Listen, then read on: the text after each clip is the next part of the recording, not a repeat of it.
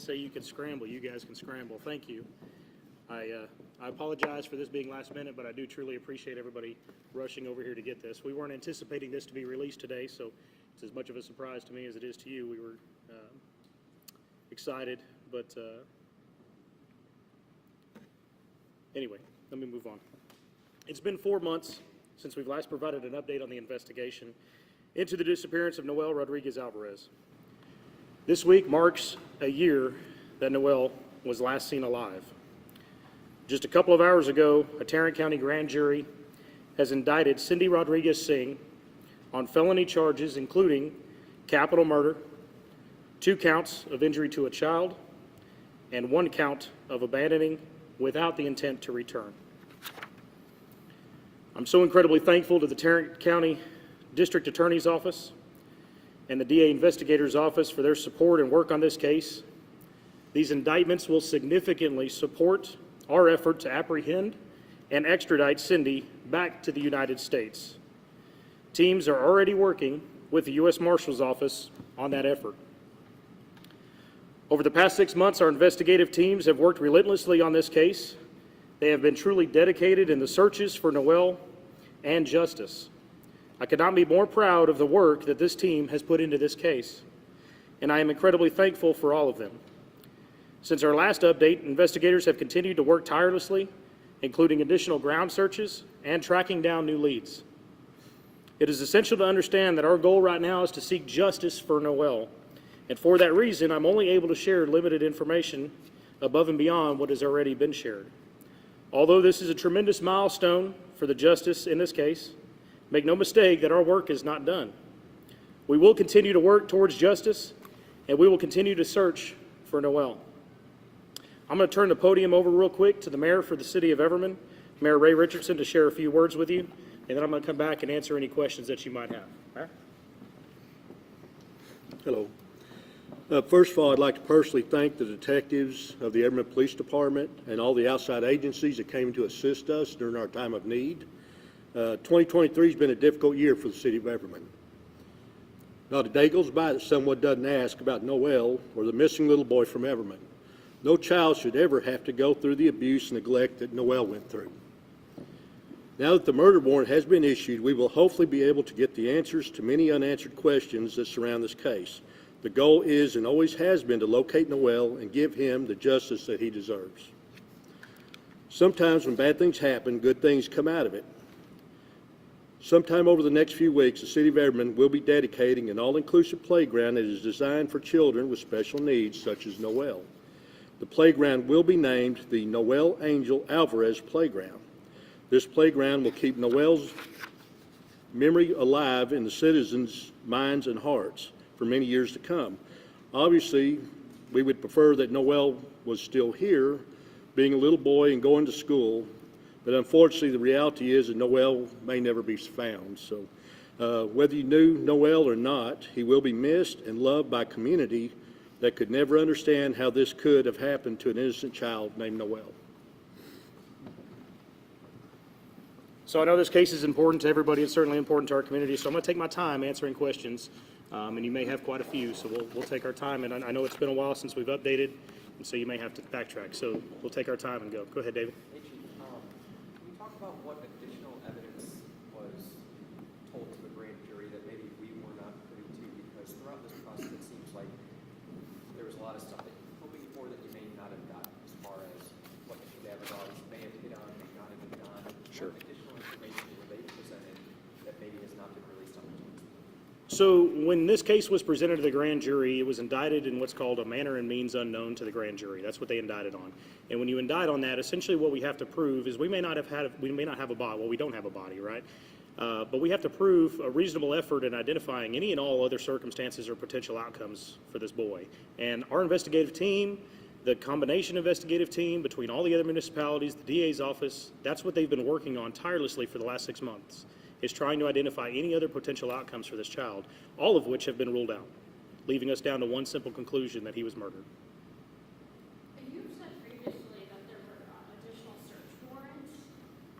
Did anything come out of those that you can share? What I can tell you is there have been some new leads. There's been several new leads over the last several months that investigators have been following up on, but none of those have led us to anything significant in the case. And then you have said that it's possible you may never find Noel. Yes. Body. What leads you to believe that you wouldn't find the body? Well, we're certainly not going to give up, so let me be clear on that. Our efforts are not stopping on searching for him. Every new tip or lead that comes in, we will follow up on, and we will continue to search. But the reality is that there are times and there are situations where we may not ever find a body. And that doesn't preclude us from law enforcement, that doesn't preclude the DA's office from being able to push this case forward and get a murder conviction on that case. But that's the reality of this case, is we have put forth a great amount of effort in trying to locate him, to no avail at this point. But our effort's not stopping. Obviously with this, our hope is that we're going to be able to work with the federal partners, and they'll be able to work with international partners on getting her apprehended and brought back, and we'll get more answers to those questions, because we still have unanswered questions. So hopefully when we get her brought back, we'll be able to find out those answers. So is there any update on the stepfather? No, not as of right now. No updates on him. Talk about, the tips that we're looking to follow those leads. A year ago, I know they were coming in rapid fire. Yes. At this point, can you talk about, the rate at which those tips are coming in, the validity of those tips? Yeah, so obviously in the beginning, we were getting a bunch of tips, and as with any big case, especially one that gains national news, right, we've got to circle through all those and find out which ones have any validity and find out, what may prove to be beneficial to the case. We've had teams that were allocated to combing through those, many of which were not proven to be helpful at all in the case, but there were quite a few that came through that were helpful. That's obviously what led us to making the contact and learning about the parent who had the other child that she asked to borrow, right? I mean, all those things came from tips. Obviously, in the beginning of the case, we had a lot of activity with tips. As the time went on, most of those tips had come in, and obviously the activity has trickled down since. So we're not getting many of those tips right now from the public. Certainly, we still push. If anybody knows anything, anybody has any further information, we want that information. We still want you to call. Just because we have an indictment on the table now doesn't mean that our investigation has to stop. We will continue to work this case as best as we can. Have they been located as to where they're at? Like we're just waiting on the indictments so that they can be extradited, or what is the status? Yeah, so I can't comment on what the federal partners and exactly how they operate and their methods. So I don't know what all they've been able to achieve as far as locating. I do know that we are working with the best of the best in the business, and we are trusting them to do what they do best. And we're focusing on what we do best, and that's investigating a crime and pushing it forward to the DA's office. Just to clarify, would that be Homeland Security that would be in charge of eventually getting them apprehended? So it's going to be there will be a federal partnership with several different agencies, including Homeland Security, FBI, U.S. Marshals. I mean, there will be a whole front on this when you're talking about intergovernmental relations. But as to specifics of who's going to be doing what throughout the phase, I just don't know the answer to that. And I know, as answering her question, you were saying there's no updates right now on the father, but can you maybe explain why no charges to the father if this was more so a process of elimination of what did not happen? Yeah. So I mean, go back and remember the facts of the case and what we've got. We've got a mother who witnesses have claimed or that they've seen her beat him with keys. She's refused to give him water. She refused to change his diapers. She's got a history of neglect and abuse on this child. All of that obviously contributes to it. We weren't able to make necessary connections with Arshdeep, but that didn't preclude us from making the connections with Cindy. So we're pushing forward on that front. Have you ruled out any charges down the line for our Oh, absolutely not. No. Yeah, absolutely not. If more information comes to light that he has any involvement in this, then we will absolutely push to charge him as well.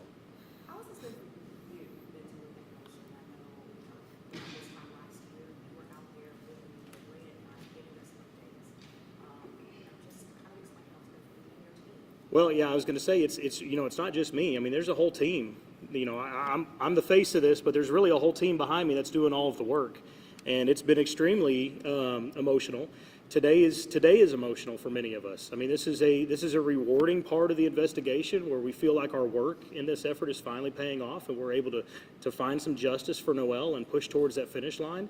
But at the same time, it also confirms our biggest fear, right? And so we've got a whole mix of emotions, all of us do. So we were very glad and very thankful to the DA's office today for being able to take this and succeed with this. But at the same time, it is emotional because it confirms our belief. We've obviously had our belief as investigators, but now we've had other people. We've had the citizens of Tarrant County look at this and confirm they agree with us, exactly what our thoughts are. So it is emotional for us. And you said all along that you believe the missing part of the puzzle was bringing Cindy and Archie back for questioning. And so, do you believe this charge will help bring them home faster? And how confident are you that they will be located and extradited? Yeah, no, I firmly believe that this will help that process on getting them apprehended and brought back. If you recall, the only previous warrants that we had that were felony warrants were the abandoning and endangering a child, and now we've got 4 indictments. There's a difference between issuing a warrant and issuing an indictment. Obviously, when we issue an indictment, not only are we saying that the police believe this, but also the Tarrant County DA believes this, and now citizens believe that there's enough evidence to charge them with this. So you're really bringing a multitude of factors to the table to warrant them making that arrest and ultimately turning them over to us. So it certainly does help us in that front. It adds additional charges on top of what was already existing. And we do look forward to the apprehension of her, and I can't wait till they get her and bring her back. And I am very hopeful. I have the utmost confidence in our federal partners and their ability to do what they do best in capturing her and getting her back to us. And you had mentioned from when this first happened back in March when you found out that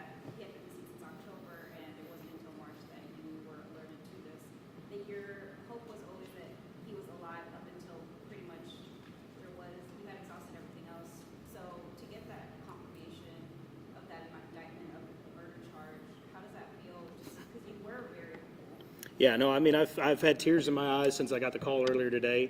It truly is emotional to get that confirmation. You know, we all believed it, we all knew it, but I think every single one of us has had, and I mean, to be honest, still has a glimmer of hope. I would love nothing more than to be wrong in this case. The last thing I want is to have a 6-year-old boy die at the hands of his mother. I mean, that's not what I want, but that's the facts that we're faced here with, and that's what we're looking at. And it's our job to bring that to justice, and that's what we're going to push to do. So it is extremely emotional. You know, from the get-go, I have always been optimistic in hopes that we would find him and find a decent resolution of this, and you know, frankly, didn't want to believe the worst-case scenario. But as the investigation went on and more came up front about her and how she treated this boy, and all the sad things that Noel had to endure in his life, it just continues to solidify that our belief that he's dead and that she murdered him. There's no doubt in my mind. Can you tell us those 4 indictments again? Yes.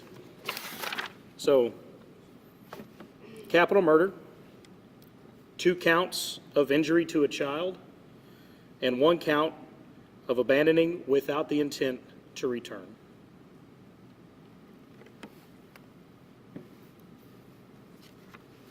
Were you guys, so this was a year ago? Time flies. Yes. So, And was there if you new evidence if you recall, we initially got the welfare check in March of this year. That was the initiating point for this investigation, was when we conducted the welfare check and determined that Cindy had fled the country without Noel. We issued an Amber Alert, went through that entire process. As we continued the investigation, the timeline kept getting pushed back of when we could last verify that he was alive. And as of now, and as of the course of the investigation, the last point we were able to verify he was alive was the last week of October, shortly after the twins were born. And was there some sort of evidence that you've gotten in the last month or so that you was sort of the final piece to maybe taking it to the DA, or how difficult has it been to get the amount of evidence or lack of for the DA to take it to the grand jury? Well, so trying to prove a murder case without a body for anybody is extremely difficult, right? And that's what we've had to do here, is to try to push that case forward without a body.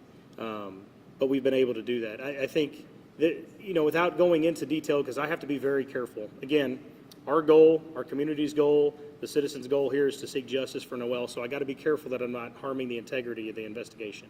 I can tell you that there has been additional supporting evidence that has come up, but just nothing that I can release at this point. But I think the facts are out there, and I think we've shared plenty of that before to support this effort and where we've taken it. And yeah, certainly there has been precedent of people being convicted without a body. Yeah. Did you? You probably can't answer this, but I'll ask it. I mean, did you find evidence of a crime that helps support your theory, hypothesis? So let's go back, and because it's been so long, let's go back and just cover, I've got a fact sheet here. Let's just go back and cover some of the publicly known facts that help draw us to this conclusion. First off, Noel was never enrolled in school, although he tested and qualified for early entry and even therapy. According to family members, Noel was reportedly abused and neglected regularly. Food and water were often withheld because Cindy did not like changing his diapers. Cindy reportedly struck Noel in the face with keys for drinking water. Cindy reportedly referred to Noel as evil, possessed, or having a demon in him. Noel began missing doctor's appointments after July of 2022. Cindy asked to borrow a child from an acquaintance for a doctor's appointment. At Noel's last sighting, he was described as appearing unhealthy and malnourished. Cindy told family members different stories about the whereabouts of Noel, including the fact that she sold him to a lady in a Fiesta Mart parking lot. Biological father nor the aunt in Mexico have ever even met Noel. No data to support any trips even remotely close to the border, and no data to support that Noel was sold, especially at a Fiesta Mart. Cindy told family members to lie to police about seeing Noel recently. Family lived in squalor, however, chose to spend nearly their entire tax return on a newly constructed patio for a home in which they do not even own. According to the contractor, she was in a hurry and was indecisive and even requested the patio to be thicker in a certain area. Arshdeep disposed of a single indoor-outdoor carpet in a dumpster the night before leaving the country, however, leaves the remainder of the squalor and trash behind in the home, shed, and backyard. Multiple human remains detection canines alerted to both the rug as well as underneath the concrete patio. Arshdeep steals $10,000 from his employer just hours before fleeing the country. Electronic visas were obtained on March 21st, one day after the welfare check. And the family quickly absconds the country on one-way flights almost immediately after CPS and police begin to question the whereabouts of Noel. And that's just the facts that we've released publicly previously. So I think when you consider just those facts and not any additional evidence, we're all coming to the same conclusion here. Any and all evidence following that just further supports our theory here. At this point in the investigation, is there anything that leads you to believe someone else was involved beyond the two or cooperated?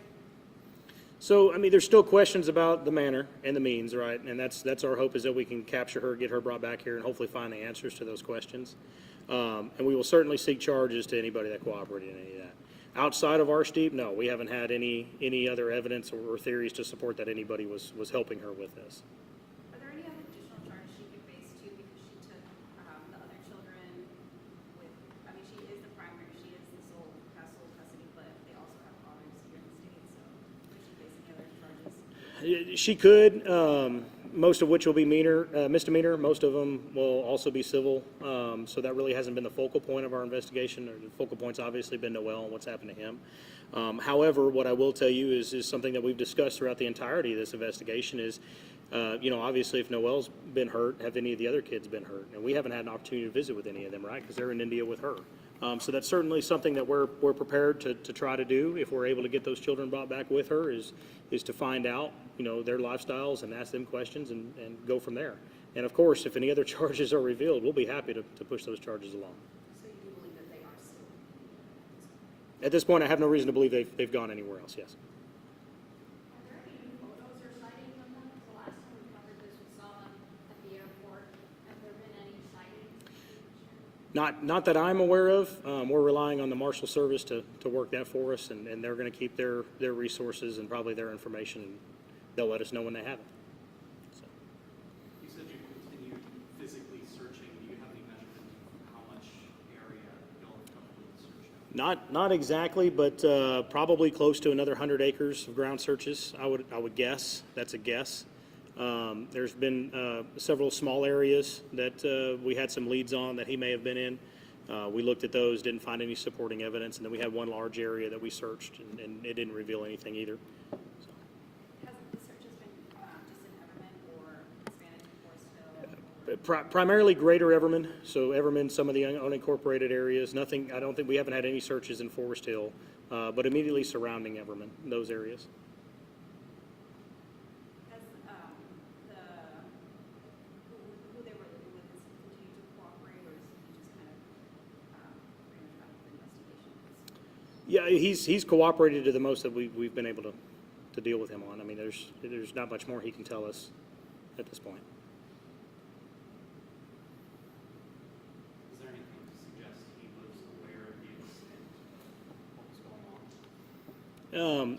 on? Without compromising the integrity of the investigation, I don't want to go into exactly what he shared with us, but I can tell you that he has been very cooperative with police and investigators throughout this. Any other questions? All right, well, I certainly appreciate everything. I really do. Again, if you guys have any other questions, we probably won't be scheduling any follow-ups unless we have a major development in this case, so feel free to reach out to me if you have any follow-up questions after this. So, thank you all very much. Appreciate it.